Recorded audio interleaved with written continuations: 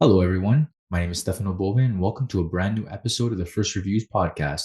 Today, I am joined with special guest Matt Johnson, director, actor, and writer of the upcoming theatrical film BlackBerry, in theaters May 12th. How you doing?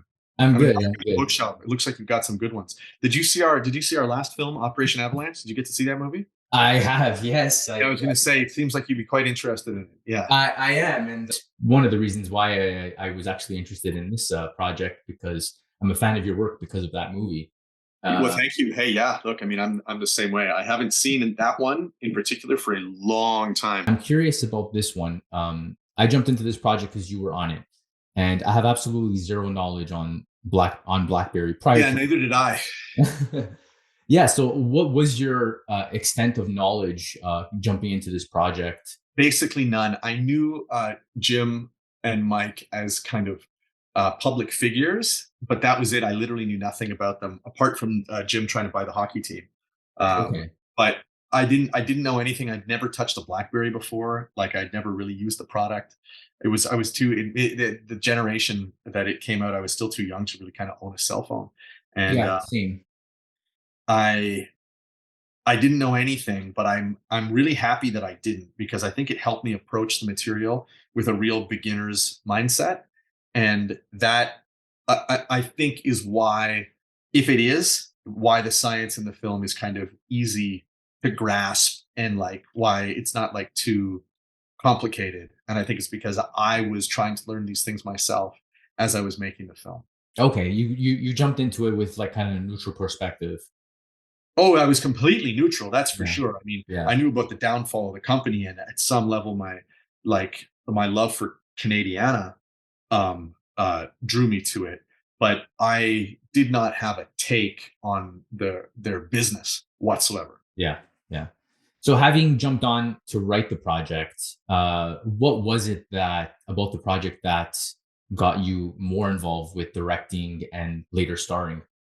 That I was really able to see myself in the characters, and I understood why they were doing what they were doing in a non-judgmental way.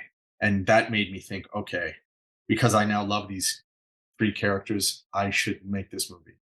Your style of filmmaking, your mockumentary style, that is very distinct to you and very distinct on its own.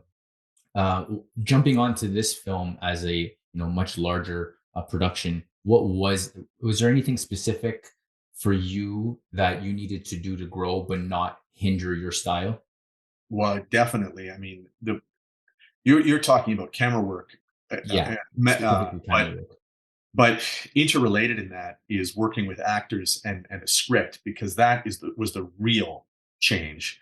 Um, that and camera work came alongside that, because this isn't a literal documentary like my other work has been.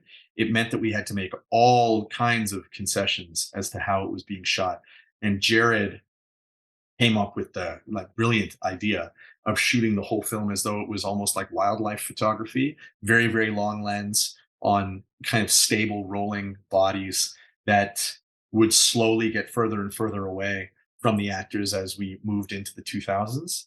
And that let us retain some of the tricks that we learned making Nirvana the band and Avalanche and the Dirties, but not limit us to a pure documentary perspective. And that was a challenge, because it was like we're used to having so many tools to tell stories that are documentary tools, and having to throw all those in the garbage was hard. But really that was nothing compared to the challenge of working with actors. Like Yeah, that was really really really the major challenge of this film, because I'm so used to having performers just do it. Like it's either real people in my movies who don't know they're acting, and so they just say whatever they want, or it's my close friends who are just playing the same game as me, which is let's just say whatever comes to our heads. yeah. And not having that meant that Miller and I really needed to work on that script, because in order to have the script seem like normal human behavior, it just took so many drafts.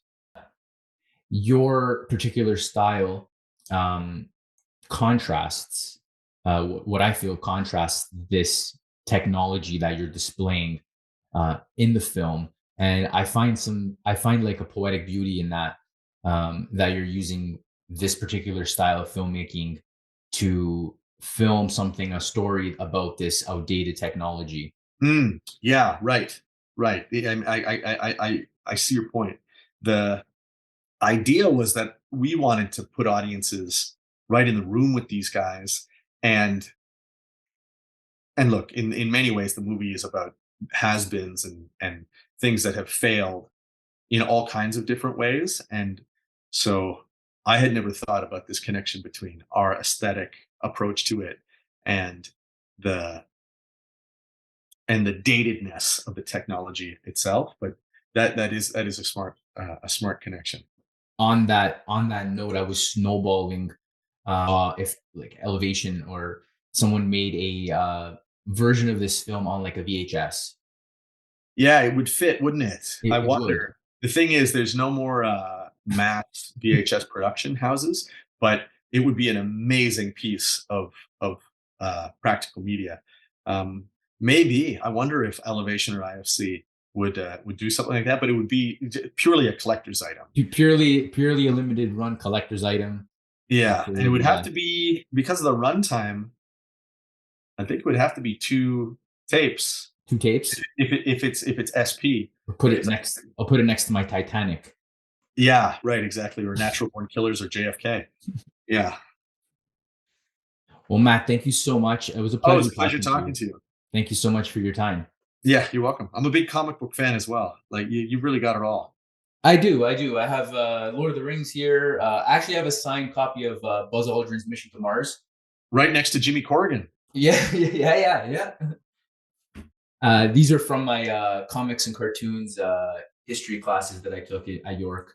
I took that exact same class. It blew my mind. Oh man, I love Was your that professor class. Jonathan Warren? Yes. This guy is a Oh, genius. he's a This guy is a genius. genius. He changed my life. He He changed did. my life. He was the best professor I had at the university. He changed my life. I would I love to get still in say touch with that. him now and basically tell him what a huge influence he had on me. I only took the second half. I didn't take the early turn of the century That's part, right.